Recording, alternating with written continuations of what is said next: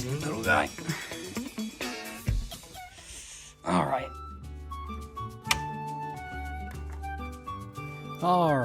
I wonder how the last video did. Well, not bad. In fact, I'd say that's pretty good.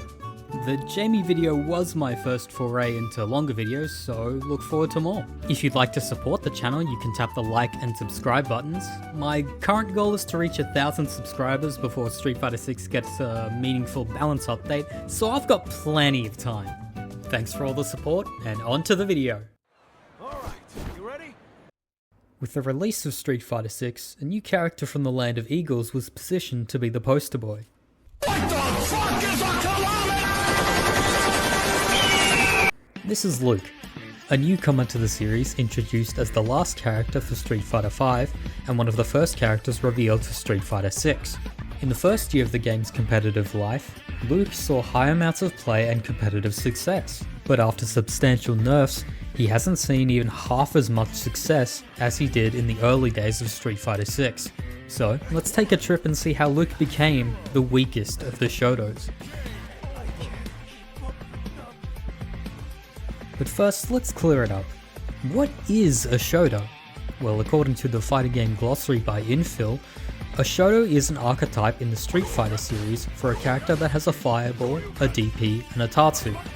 Their main game plan is to play solid footsies with fireballs and pokes, and then uppercut you when you jump at them. Luke is able to run the standard Shoto game plan. It's everything surrounding that where his weaknesses come into play. To start, we're going to have a quick look at what made Luke so dominant in Street Fighter V. In it, he did just about everything better than almost every other character. He was the ultimate all-rounder. He had a forward advancing cancelable heavy punch, good pokes, good damage, a very good anti-air, 2 regenerating V triggers, a throw invincible V skill, and the best fireball in the game. And if you'd like to learn more about Street Fighter V Luke, this video by Total Sagat covers even more than what I've just glossed over. But now that we know what made Luke thrive in 5, what about Street Fighter 6? I wrote that? Well, it's quite a similar story. Luke in SF6 is an all-rounder. What he loses with the V system, he gains in supers and combos using the drive system. Every character in Street Fighter 6 gets at least 3 supers, a level 1, 2 and 3 super. Luke's level 1 and 2 supers are the fastest in the game, having 6 and 5 frames of startup respectively. These fast and long range supers allow him to punish stuff that other characters wouldn't normally dream of.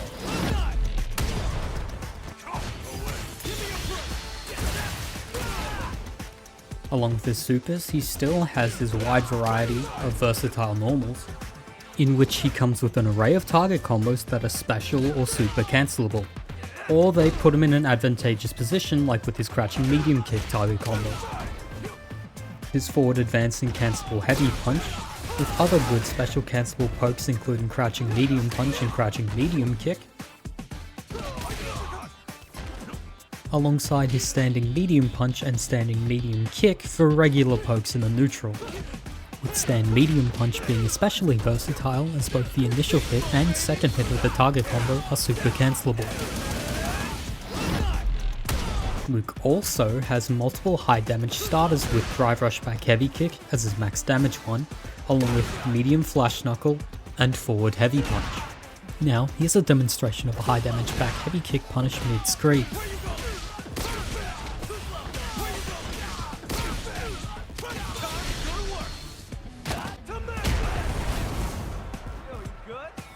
Now unfortunately, compared to Street Fighter V, his Fireball Sandblast isn't anything special, but with the changes to projectile durability, he does have a way to bust through other OD Fireballs using his own OD Sandblast and its extension.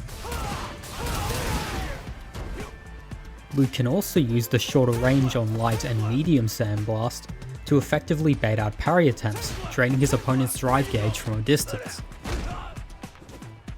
Luke also has excellent corner carry, with medium flash knuckle giving a wall bounce, and his Avenger follow-ups bolstering his corner carry.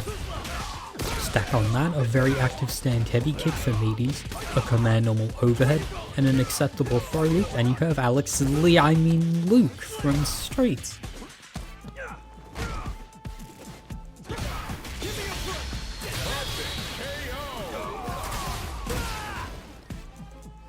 Game over, yo.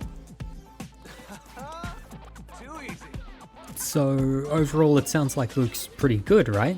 Well, he was. And the early competitive results of Street Fighter 6 reflected this. However, if you compare those results with the most recent Capcom Cup,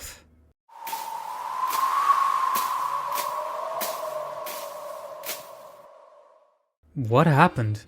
Well, in my view, it was three things: nerfs, weaknesses, and new characters. Let's start with the nerfs. What I'm including here is a list of all the nerfs Luke has received since the release of the game in June 2023. To note, he has also only been buffed since May of 2024. Crouch Light Punch, universal scaling added, smaller forward hitbox. Crouching Medium Punch, added recovery on whiff, a smaller hitbox, a larger hurt box, and added damage scaling on hit, from 10% to 15%. Crouching Heavy Punch, a worse anti-air and added damage scaling on hit, the same level as Crouching Medium Punch. Stand Medium Kick, slower startup. Back Heavy Kick was given less advantage on Punish counter, which nerfs his damage. Vulcan Blast, Luke's level 1 super, had its hurt box expanded forward to specifically make it worse at dealing with fireballs. While still usable, it is noticeable. And Jump Heavy Punch and Heavy Kick were given a larger hurt box and a smaller hitbox. Now with the nerfs out of the way, let's look at Luke's weaknesses. Luke does more damage mid-screen or away from the corner due to Medium Punch Flash Knuckle wall bounce, sending the opponent over Luke's head. This means he isn't as rewarded as other characters for getting to the corner.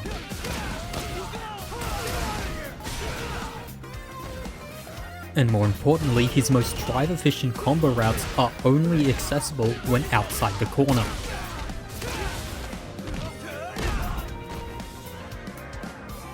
Unlike other characters, Luke cannot combo his rising uppercut into his level 3 super, which hampers his damage even more. Unlike almost every other character in the Shoto archetype, Luke cannot use his fireball to safely get in with a drive rush. Currently, his only routes into charged Flash Knuckles are from heavies, either Crouching Heavy Punch or Standing Heavy Punch.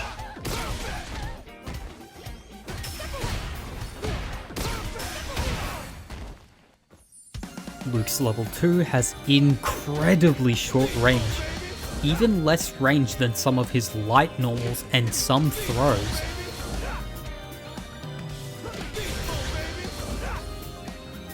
And finally, with the added nerfs to Crouching Medium Punches with recovery and damage scaling, his special cancelable pokes aren't something you can throw out without consequence. And finally, onto other characters. Since release, there have been multiple characters added that are Shotos or fit into the Shoto archetype: Akuma, Terry, Mai, and Sagat. Alongside these additions, Ryu also received consistent buffs that have boosted his strengths to absurd levels, strengths that include a safe jump combo ender,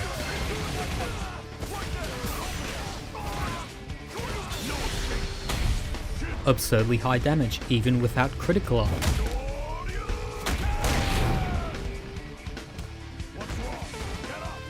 high drive gauge damage, exceptional poking, a safe on block special move which launches on counter hit for some reason, a +3 on block, +6 on hit, advancing heavy, and a fireball super which travels full screen. So let's quickly go through the new additions. Akuma, while having received nerfs, is considered much stronger than Luke, mainly due to a larger variety of options and access to higher damage punishes.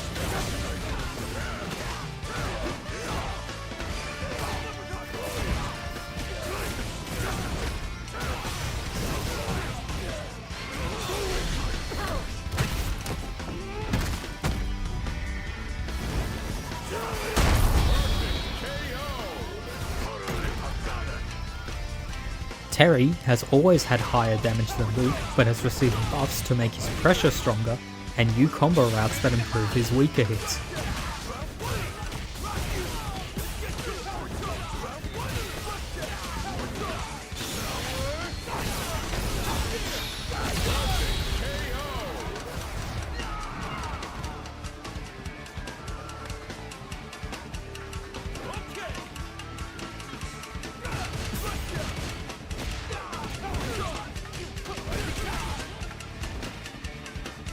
Mai, who's only been nerfed, was by far the most represented character in Capcom Cup 12, mainly due to her incredible pressure she can apply with her fans and her great corner carry. And lastly, Sagat. While considered somewhat weaker than other Shoto style characters on his release, he's received some buffs to shore up his weak lows, as well as players being better able to use his strengths, such as his great corner carry, access to multiple cross-on block moves,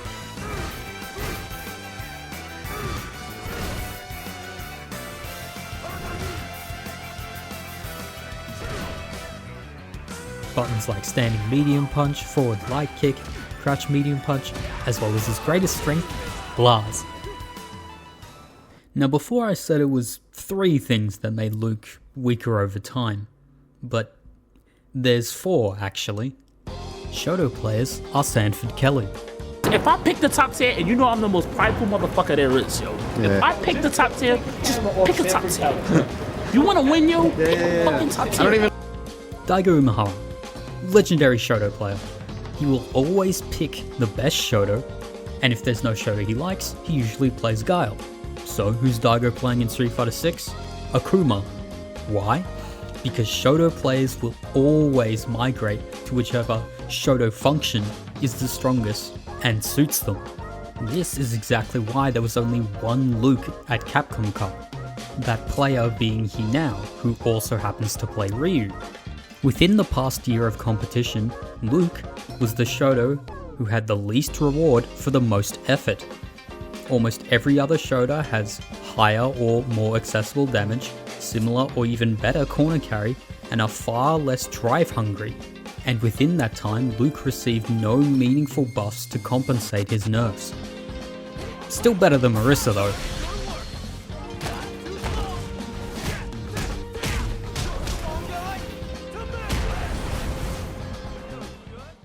Special thanks time to Schenkhan, Somniac and Dano for giving me their thoughts, to Nedwardo for the amazing artwork as always, and to you for watching this all the way through. If you'd like to help me grow the channel, you can share this video with friends, or you could even watch the Jamie video. And if you have any suggestions for future videos, be sure to leave them down in the comments below. Anyway, thanks for your time today. I hope you enjoyed it.